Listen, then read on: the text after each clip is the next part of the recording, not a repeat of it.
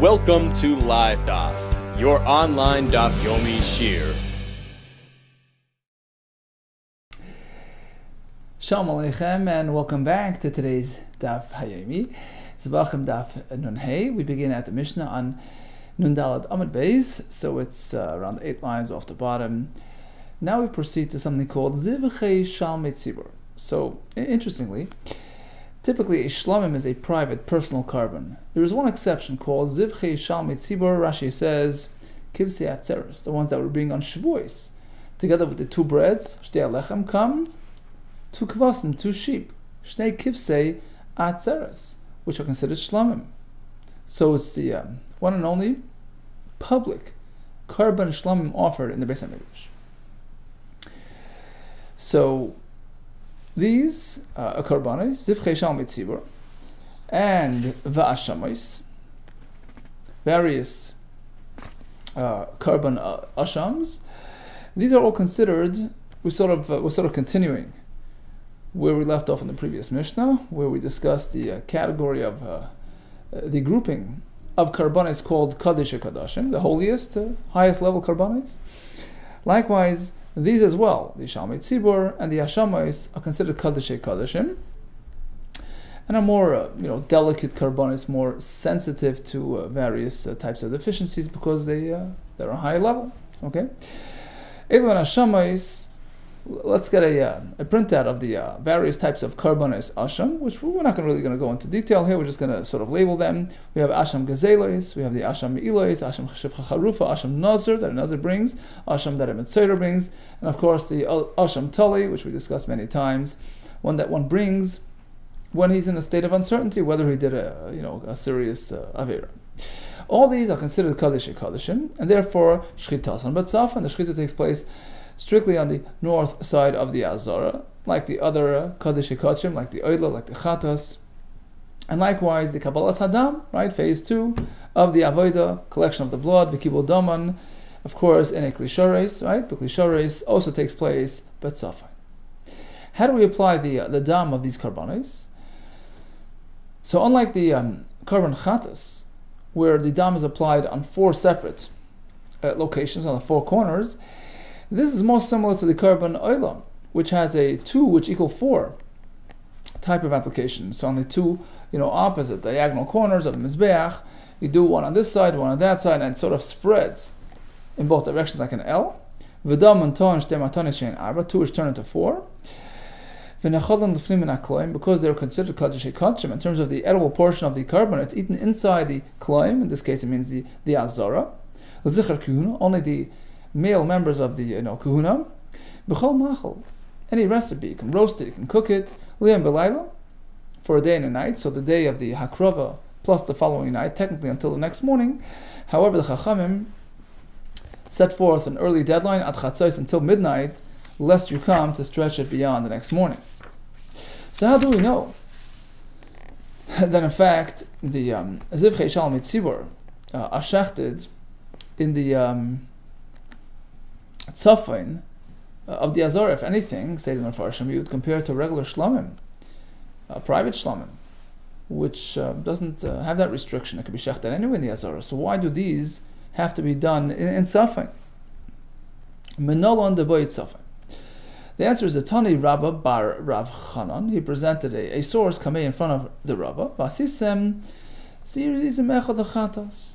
So this is a pasuk regarding the karbanos on Shavuos. So the pasuk begins with a reference to the chatos and continues u'shnei kvasa b'nei shana l'zevach shlamim, referring to our karbanos, the ones that are shlamim. So we have that connection within the same pasuk, right, between the zivchei shlamim of the Shavuos and the chatos. We connect. Ma chatos b'tzafin, av shalmei tzibur b'tzafin, just like a chatos is processed in the tzafin. Only likewise a shalmei tzibur.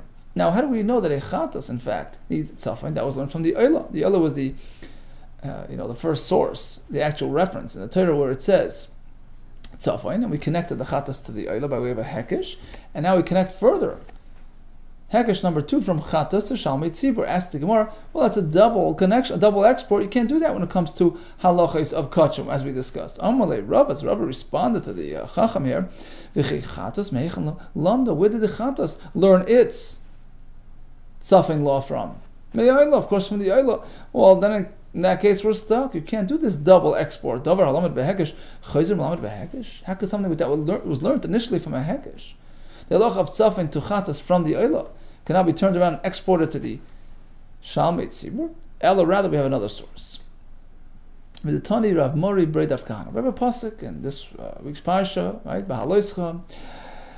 So you meant to play the trumpets on the days of Simcha, right? Al Oila Yisechem, V'al Zivchei Shalmeichem. So we have a connection between Oila and Shlomim. And this, of course, is referring to the public Shlomim, because the song, the shira, the Beis HaMikdash only takes place when they pour the wine, which only happens, the shira only happens during a public offering. So we have a connection between the Oila and the public Shlomim. And we connect Ma'oila Kadosh HaKadoshim, Av Zivchei Shalmei Tzibur Kadosh HaKadoshim. Just like the Oila is labeled as Kadosh HaKadoshim, highest form of Kedusha, likewise Zivchei Shalmei Tzibur have that designation as well. And further, Ma'oila B'Tzafin, Av Zivchei Shalmei Tzibur B'Tzafin. In terms of Tzafin, just as Oila has Tzafin, likewise these karbanos as well.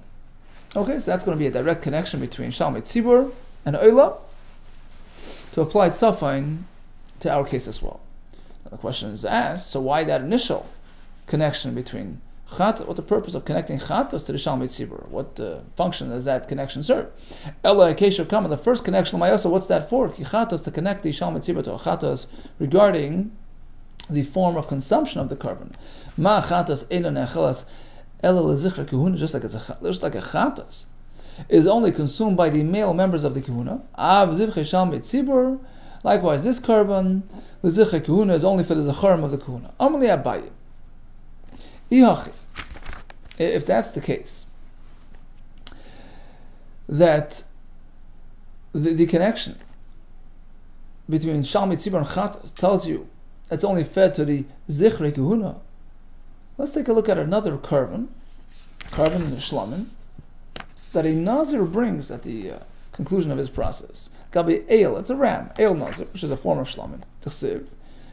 We find that the pasuk, in fact, also connects it to discusses it together with a Chatas. The Tchsiv, it says, V'yikras karban al Hashem, Keves ben shnasei tam echad oilo, first is the oilo.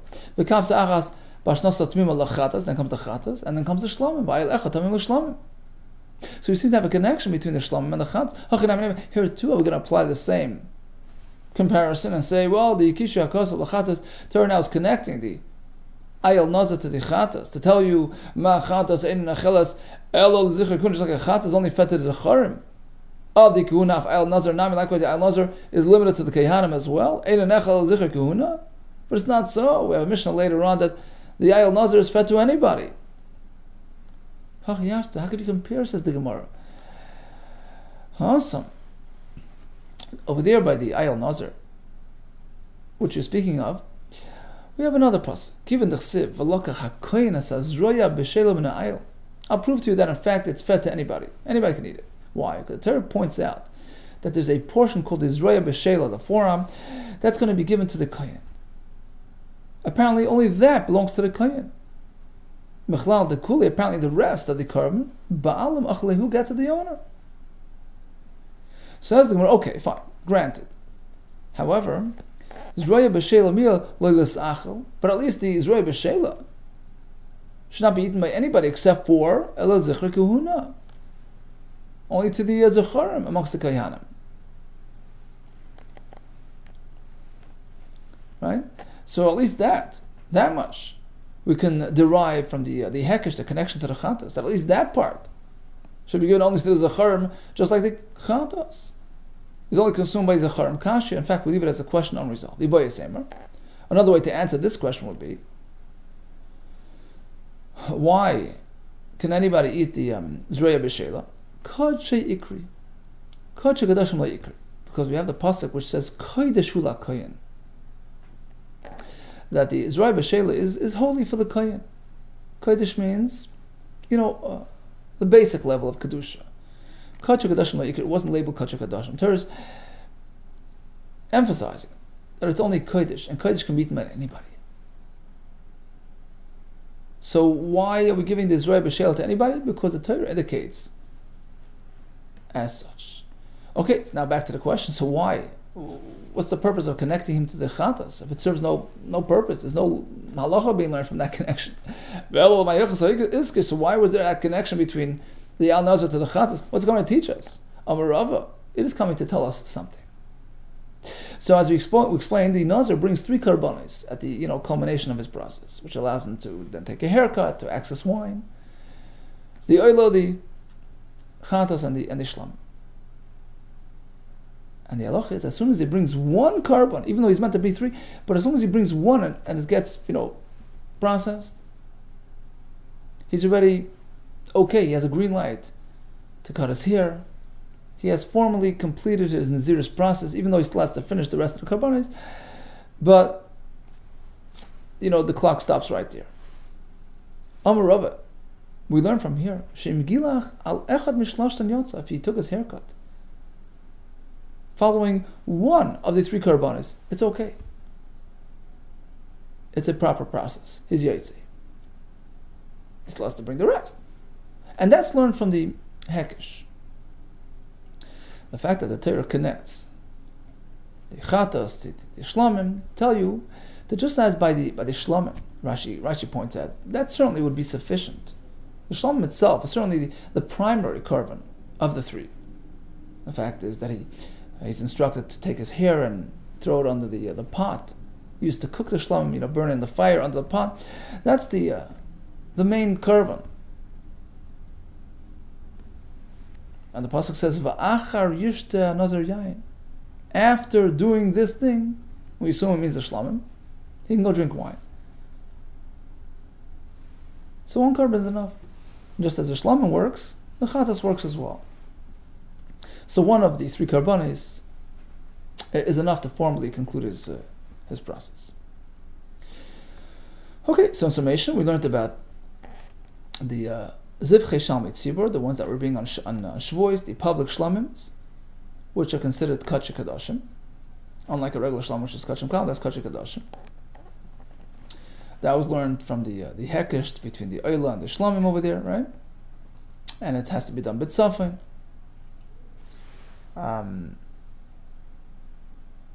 Regarding the Eil Nazir, however, the pasuk tells us that it's actually meant for anybody. It's only the Zraya B'Shela, which is meant for the Kohanim, and even there, it's called Kodesh. It's merely Kodesh, and pretty much anybody can eat it. We have a halacha that we do learn from this connection between Chatas and Shlamim, that 1 carbon, either one, will be enough to conclude, to formally bring his Nazirus experience to its successful conclusion. Continues the Mishnah. Now we shift gears from Kachei Kadashim, which was our topic of discussion until this point. Now we shift to Kachim Kalim, carbonates which occupy a lower tier of Kedusha. The Toida, the regular Shlamim, etc. Says the Mishnah, Toida ve'el Nazar. Oh, El Nazar. Sounds familiar. Or the Toida, which is the carbon of thanksgiving. These are Kachim Kalim. And Rashi explains there's no Me'ilah. If one diverts them for personal use, he hasn't committed Me'ilah. They're really Kachim Kalim. Shchitasim Chamakim Ba'azara. So the Shchita takes place anywhere in the Azara, not necessarily in the north of the Azara, like the previous list of carbonates. Anywhere is okay. V'dam anton shte matan shein arba. Their blood is applied to the Mizbeach in this 2 = 4 system. V'nachalim chaleir. You can eat them anywhere in the city, not limited to the Azara, to the Beis HaMikdash. Shechal adam, anybody can eat them. Chal ma'achal, right? Any yid, men, women, right? Even though they're not kohanim. Chal ma'achal, any recipe you choose. Liyam v'yat laila. Now they have a short time span, unlike the regular shlamim, which has a 2-day time span. Here it's a day and a night, so today and the following night. But technically until dawn, but Chachamim pushed it back at Chatzois. You have to stop at midnight. Hamura mehem. Now the portions that are lifted, so to speak, taken off separated and given to the Kehanim. So that's the Chazeh, the chest area, and the Shaik, one of the thighs, one of the, So these portions are given to the Kehanim. Kayotzuben. And in fact, they have the same status as the rest of the carbon in terms of where to eat it and how long, it could be eaten for. The only difference is they're given to the Kehanim as a gift. Rather, the difference is that the separated portions are Nechel Kehanim, meant for the Kehanim. Then a shame of name Navdim, the Kehanim, their wives, their kids, even their slaves. It's not meant for non-Kehanim, only for Kehanim to eat. Tana Rabbanim.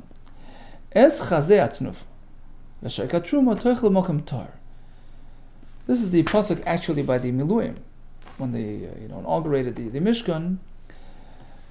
So the chazeh atnufa and the shaykat truma are these portions that we discussed in the Mishnah that are separated from the shlamim and are given to the Kehanim. In the Mishnah we learn, anywhere throughout the city is okay. You don't have to eat them in the Beis HaMikdash. How do we know? Because the pasuk says, toichlu b'mokem tar. So you eat them in a mokem tar.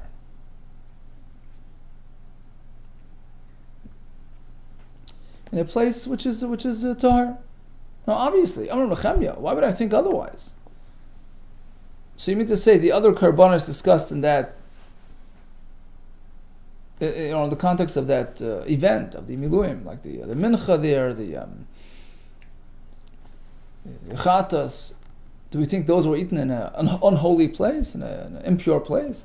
Amar Mechemya, v'chi rishonim betuma acholam. You mean to say the other ones, previously discussed, were eaten in a place of tumah? Can't be so. The pasuk there says, eat it near the mizbeach, right? Ella, rather the pasuk means like this. It's coming to tell you that kachim kalam you can eat anywhere in the city. Ella tar mechlal shu tami. The word tar indicates that it's not completely tar. It needs to be somewhat tar. But there is an element of tumah as well, which means to say. So before we continue, there were basically three, right? There were three sort of territories. In the Midbar, in the Mishkan, there was the Mishkan itself, which was Machne Shechina, place where the Shechina dwelled. Somebody with any element of tumah cannot enter there. We have the Machne Levia, the encampment of the Leviim, which camped around. Who camped around the Mishkan? That was the next area, let's call it area 2, right? So a person who's really, really tummy with a personal tumah, like a zav, a personally generated tumah cannot enter there, but a person who touched contacted tumah from elsewhere, like touched a mace, touched a shef, can go to Machne Levia. Further back was the Machne Yisrael, the encampment of the general, community. So that was called Machne Yisrael. Let's call that area, 3. So, and even a tummy can enter that area except for a mitzvah. Mitzvah has to be sent beyond all 3 machnes, out of everything. Okay, so mitzvah stays out of all 3. A zav can enter area 3, but not area 2. A tmei can enter even area 2. Area 1 is totally pure, totally tahar. No entry allowed for any tummy. Okay, so back to us. So in the Mishnah we learned that a kachim kalam, a carbon, can be taken in Yerushalayim, which is area C, right? Area 3. Because in Yerushalayim we had a similar, corresponding system. The actual Kadosh HaKadoshim, the Hechel, the Azara, was considered area 1, Machne Shechina. Further out, the Ezras Nashim and the Harabayis was like Machne Levia, area 2. And area 3 was Yerushalayim itself. That was like Machne Yisrael. So Machne Yisrael is suitable for Kachim Kam. How do we know? From this pasuk. Pasuk says, take these materials, chazeh atnufa, shaykat truma, kachim kalam, and take them into a makom. Make sure it's somewhat tahar. Okay, so we learn elo tahar mechlal shu tami. Tahar means not entirely tahar, not the most holy place, somewhere in the middle, a place that can be accessed even by people with a lighter, experiencing some lighter form of tumah, which means tahar mitumas metzora, v'tamim mitumas meis. It's free of any metzora, of that type of tumah, but it's tamim mitumah zav. It has, the presence of tumah zav. What's that? Which area is that? That's area 3. Ve'ezeh, which area is that? The Machne Yisrael. That's where the Machne Yisrael was, which was free of any Mitzvah issues, but had Tumas Zav. And there is where you're going to eat your Kachim Kalam. Right? Because this Chazeh and Sheikh was taken from the Shlomim, which is Kachim Kalam. So that's how we learn that Kachim Kalam can be eaten anywhere in Machne Yisrael, i.e. throughout Yerushalayim. Ask the Gemara, who says, maybe you're going a bit too far, maybe bring it into Machne Leviyah, area 2. Perhaps you can say, yeah, sure, Tar Metumas Zav, Metumas Meis. Pasuk is allowing the material to be eaten in between area. Okay, but who says out in area 3, maybe area 2, which has Tumas Meis, presence, but not Tumas Zav.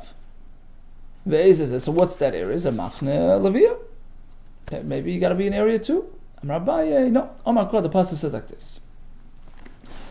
So when it comes to the leftovers of the mincha by the Miluim, which is kachi kachim, it says v'achaltam oisah b'makom kadosh. Make sure to eat this one in a holy place, in the holiest place, a machne shchina. And we learn only this one is limited to machne shchina, to area 1. Oisah b'makom kadosh. V'leichas makom kadosh, but the other one, like the breads of the Toida and Kachim Kalam, you don't have to be here in the Azara. You can be out in the next encampment. You can go down to level 2, Abka. The Pasuk now sent it out, L'machne Leviyah, to allow Kachim Kalam and Machne Leviyah. We're not done yet, so we're already pushed out 1. Now comes the next Pasuk, Hadar. Then the Pasuk comes around and says, regarding the Chazi Atnufa, right, which is also Kachim Kalam, oh, but Malcolm Torah, make sure it's somewhat Torah. Oh, you can go out even further. Apkun Machne Yisrael. Now he pushed it out to the next level, to area 3, Machne Yisrael. That's what we know. Kachim Kalam are okay in Machne Yisrael. Rava came with a different angle on this drasha. So we begin with that pasuk by the mincha, which is kachi kachim. Make sure to eat this one in the holiest place, oisa. Only this one, makom kadosh, in the area 1. But the other ones can be, further out. Apkal Gamri. Torah basically sent it out completely beyond all 3 territories, even outside Yerushalayim. Hold it 1 second. Now comes the pasuk and says, no, not so far out. Hadakas Rachmana. That's what the Torah comes back and says, no, you went a little too far. Hadakas Rachmana toichel makom Torah. Make sure to eat it in a makom Torah, which means to say, don't go all the way out where the Mitzrayim are. I will Machne Yisrael. Now the Torah imported it back into Machne Yisrael, area 3. So initially he was sort of sent beyond everything, then came back to area 3. Ask the Gemara on Rabbi's Pshat, Ve'ema Ailul Machne Leviyah. Maybe when the Torah, brought him back in, it meant to area 2. Who says stop at area 3? Well, L'chada Ma'ilinan. We only have a right to bring him back 1 step from beyond all 3 into area 3. L'tartil Ma'ilinan, rather than bring him back 2 steps, we have a right to do that. So then, if you can't do 2 steps at a time, so let's go back. The first pasuk, according to Rabbi, told you, send it all the way out. All the way beyond all 3. What right do you have to send them all the way out in 1 shot? Got to do 1 level at a time, right? If that's the case, you have to be incremental. Likewise, when it comes to sending him out, which was the initial, thinking, the initial direction, we only have a right to take him out, from 1 territory, 1 level down. Rather than take him down 2 levels, or completely out of Machne Yisrael. Furthermore, how could you even entertain the thought that you can take Kachim Kalam all the way out of Yerushalayim and consume it there? The pasuk says you can. The pasuk says you can't take all these karbanes outside and take it to your cities. It's got to be in Yerushalayim. So we veer away from Rava's source and go back. Rather, the correct approach seems to be Abayi's approach. But in any case, conclusion is the same. Kachim Kalam materials can be consumed anywhere in Yerushalayim. What's another example of Kachim Kalam? Shlamim, says the Mishnah. Shlamim is also Kachim Kalam. Shchita on Chamakam Mazara, you can have them anywhere in the Azara, you can shech them anywhere. V'dam anton al shtem anton shein arba, and you do that 2x4 type of blood application. Necholim cholir, you can eat them throughout the city of Yerushalayim. Chol adam, anybody can eat them, even non-kohanim. Chol machal, any which way you decide to eat them, whether cooked, roasted. Shlomim has an extended time frame, 2 days and a night. So the day of the Shechita, the following night, and then the following day. Hamura mehem, what about the parts that are separated from the Shlomim and given to the Kayanim? Chazav v'shaik. Have the same status as the Shlomim in terms of where to eat and how to eat it. Kayetze mehem, ella rather, it's just a question of who it's given to. Shamura mehem, nechol Kayanim. These gifted portions are meant for the Kayanim, l'nashayim, l'vneyim, l'avdeyim, to their families, their wives, their kids, and even their avadim kananim, because they're avadim of a kind, they have a right to access truma and all these things. Okay, so the Mishnah speaks about the Shlomim being shechted anywhere in the Azorah. What's the source for that halach? Tanu Rabbanan. So in fact, we do find 3 psukim regarding location of the shechita of Shlomim. We have ushchatei Pesach Oyel Moed. Pesach means opposite the doorway of the Oyel Moed. Oyel Moed, well, in the Mishkan it meant the Mishkan, and in the Beis HaMikdash it meant the Heichal, which is called the Oyel Moed. Number 2, v'shachat oiseg lefnei Oyel Moed. Number 3, v'shachat oiseg lefnei Oyel Moed. So one is by the cattle, one is by the sheep, one is by the goat. So 3 times by Shlomim, there's a Torah mention that is done lefnei Oyel Moed. Now, what do we learn from all these psukim? Lahachshir es kol aruchos b'kachim kalim. This allows you to shecht kachim kalim anywhere throughout the Azorah. You're not limited to tzafin like the kachi kadosh. What about actually if he decides to do kachi kachim in tzafin? Can he? Or is that reserved only for... if he decides to do a shlom, kachim kalim and tzafin, can he? Or is it only reserved for kachi kadosh? What would you say? It says the Gemara, kal v'chaymer, tzafin, of course. It's a simple piece of logic. That one is allowed to bring a shlomim and tzafin as well. Why? Yuma kachi kadoshim. Shloi huchshu. B'chal aruchas, even kadosh kadoshim. Which is not enabled in all the areas. They're limited. You can't just do them any way you want. Still, huchshu b'tzafin, you can do them in tzafin. Certainly kachim kalam, which had a much broader realm of possibilities, much broader territory. Shehuchshu b'chal aruch, do it any way you want, east, west, north, south. And then certainly, wouldn't you agree? Shehuchshu b'tzafin, and certainly you can bring them in tzafin. So according to Tanakama, it's plain simple logic. You don't have to have a special source to allow a shlamim in tzafin. If you can do it in Daraim and Mizrachim, of course you can do it in tzafin as well. Rabbi Zoymer says no. No, actually, we do need a pasuk to allow a shlamim to be shechted in tzafin. Because, Tanakama was working with the notion that tzafin is like more holy. So if I can do the shlamim anywhere, certainly tzafin. Rabbi Lezer looks at it more like a location type of thing. Well, you belong here, you belong there. So perhaps each one has his own distinct, unique location. Maybe Kachim Kalam can't have tzafin. That's why you need a special pasuk. One of these 3 psukim mentioned are coming to allow shlamim and tzafin. Why? I would think that otherwise I would think it's not allowed. Because otherwise I would say, based on Kal v'chaymer, I will disallow tzafin for shlamim. Why? Kachim Kalam. Because even kachim kalam, like a shlamim, who are allowed to be brought anywhere in the Azorah, east, west, south,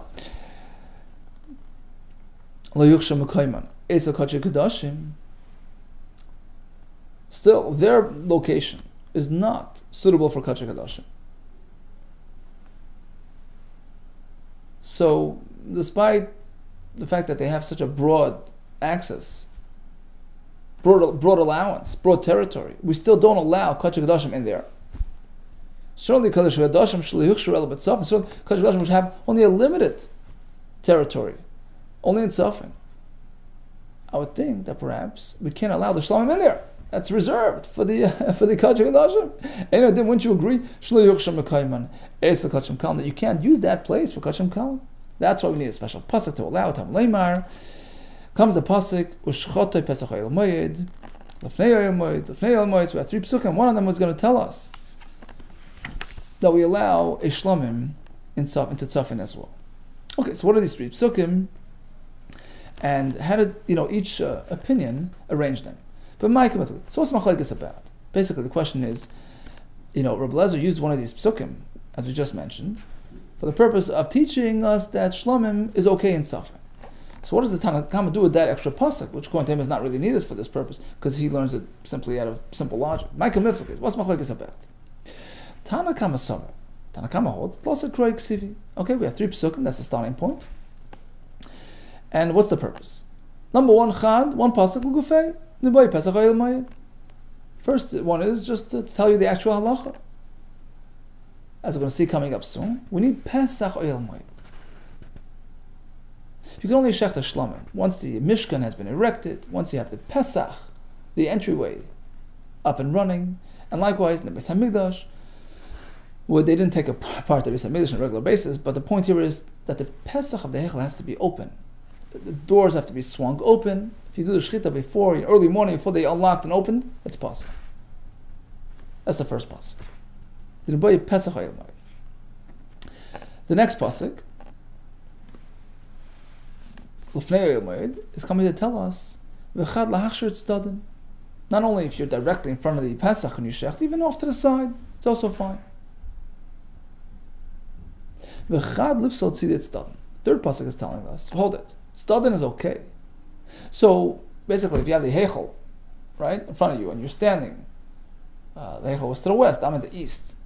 So even if I'm off to the right or to the left, but if I'm in front of the Heichel area, okay, that's fine. What about, behind the Heichel? What about if I'm in a side chamber off to the side? That's no good. V'chad livsel tzidei tzadin. That's called tzidei tzadin. The side of the side is too far removed, disconnected from the Heichel doorway. It doesn't relate to so that's not suitable for kachim kalim. But regarding to allow shlamim in safan, with safan, we don't need a pasuk for that. Because if he's okay anywhere, he's certainly okay in safan.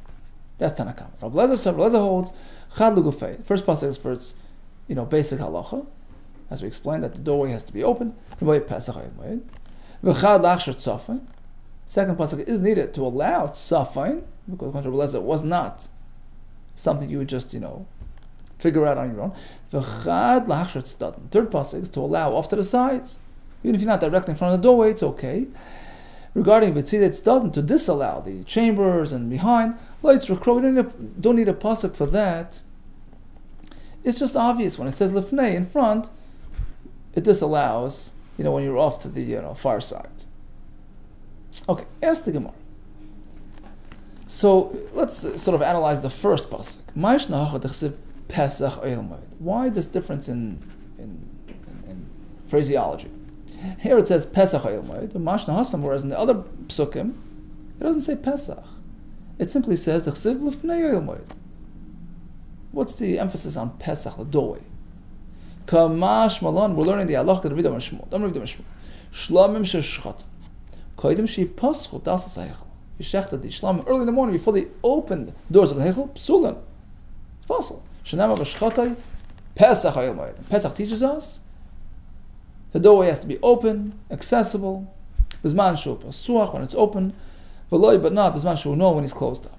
Itmana we will find the same halacha in the name of different amiroim.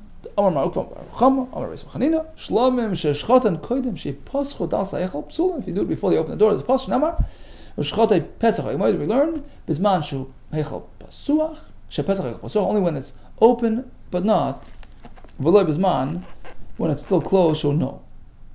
We have another source for the same halach. Rav Masni Yochanan to show that a different version. Rav Rashi.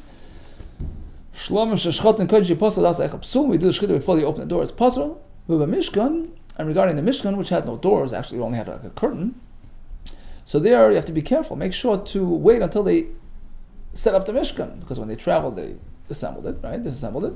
And when they came to their, resting place, they reassembled. You have to wait until it's up and running.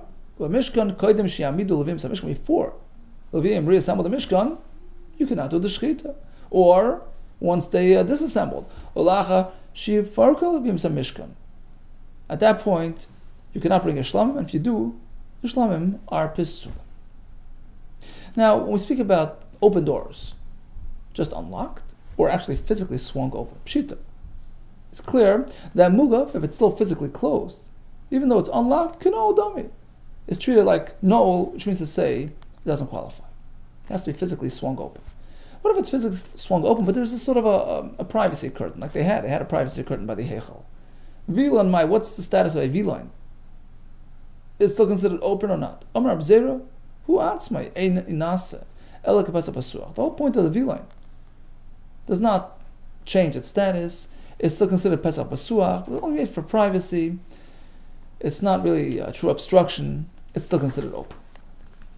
What about if there is an obstruction, a piece of furniture sitting in front of the door? A theoretical question, right?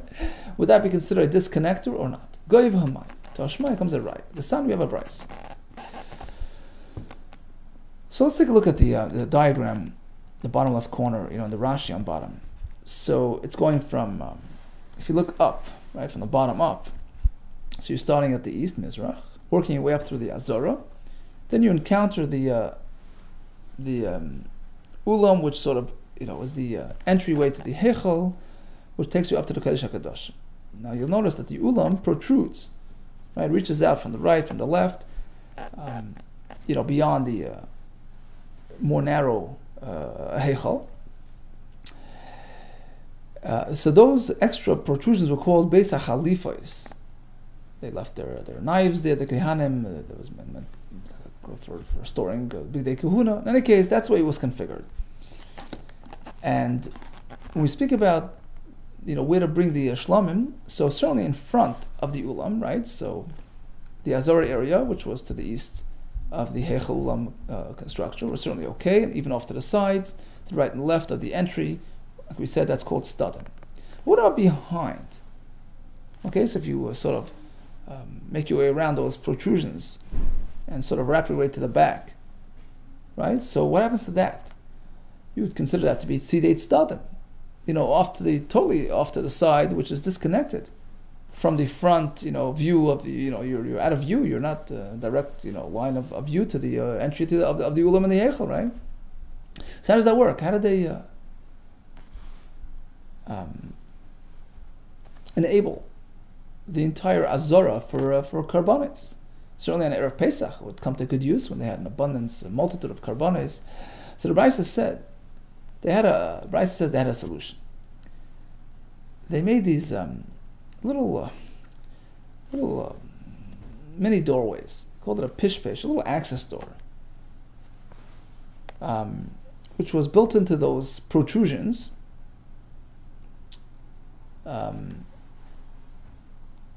Off to the side.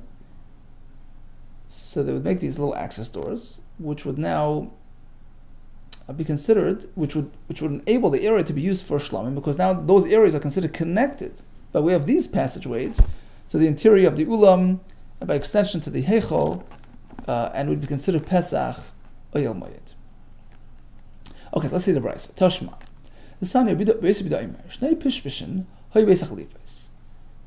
So the Beis HaChalifos, as we discussed, are these protrusions to the right and left of the more narrow heichel structure. And they had these pishpishin, these little access doors, one on either side. V'goiva shmoina. And there was a goiva. The Gemara understands this to mean there was some sort of obstruction in front of that doorway, which was 8 amas high. And the point of these pishpishin was kedei lahachshir es hazara kula, to turn the whole Azora into suitable territory for bringing of a shlamim. Lachilas Kodesh HaKadoshim, to eat Kodesh HaKadoshim in that area. The Gemara will later explain what this means. And V'lishchitas Kachim Kalam, for Shchita Kachim Kalam, because then they're not considered directly connected to the Oyel Moed, Lefnei Oyel Moed. My lab, we're assuming that the words V'goiva Shmoina means there was something in front of these access doors, some sort of something sitting there which was 8 amas high. Apparently, an obstruction doesn't really make a disconnect. And that resolves our question. Then, well, no, lie. The Gviyu Inu Shmoina. All the Brisa meant was that the doors themselves were constructed in this manner. They were 8 amas high, but they were unobstructed, open, and unblocked, in which case you had full view of the hulam through these doorways, in which case you consider it Pesach, l'fnei oyel moed. Meisvei, here comes a kasha. How can you say the doorways were 8 amas high? All doorways in the Beis Hamikdash were way higher. They were 20 amas high. It was a standard size for all doorways. Meisvei, kol hasharim shayisham, all the entranceways, all the goivan esrim amma, v'roichban esrim amma. They were 20 amas high, 10 amas wide.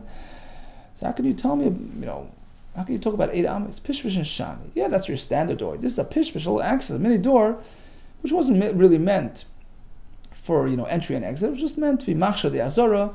So a mini door is enough. Ask the Gemara. Okay, you've resolved you've sort of incorporated some area now because of these pishpishim.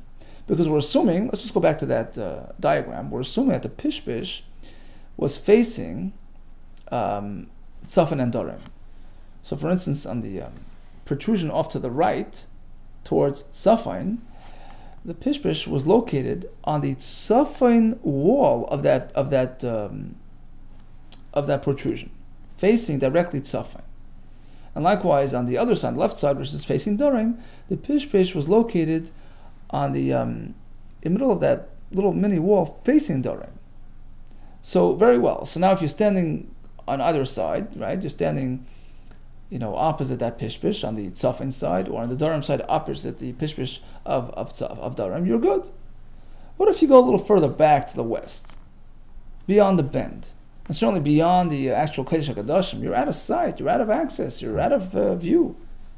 How could you use those areas? And the Brisa seems to indicate that this the entire Azara. How? Well, you could start them. What about the sides? The answer is the pasuk lo b'keren zavis. Unlike what we thought that the pishpish was facing tzafin or facing darim, it was actually built at the corner. So again, let's take a look from east to west. We're walking up to the ulam. Let's take that right over to the protrusion.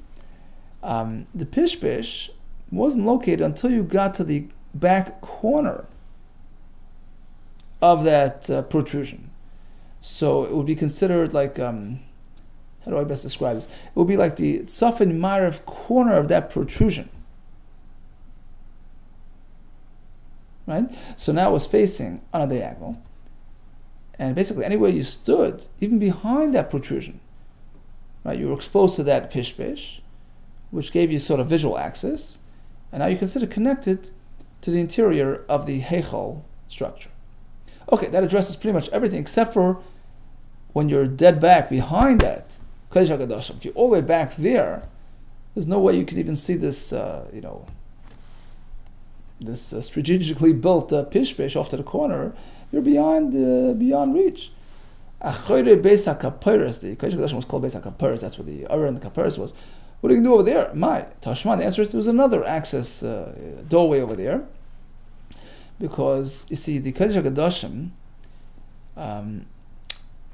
everything here had chambers. The Heichal HaKadoshim had these little chambers surrounding it.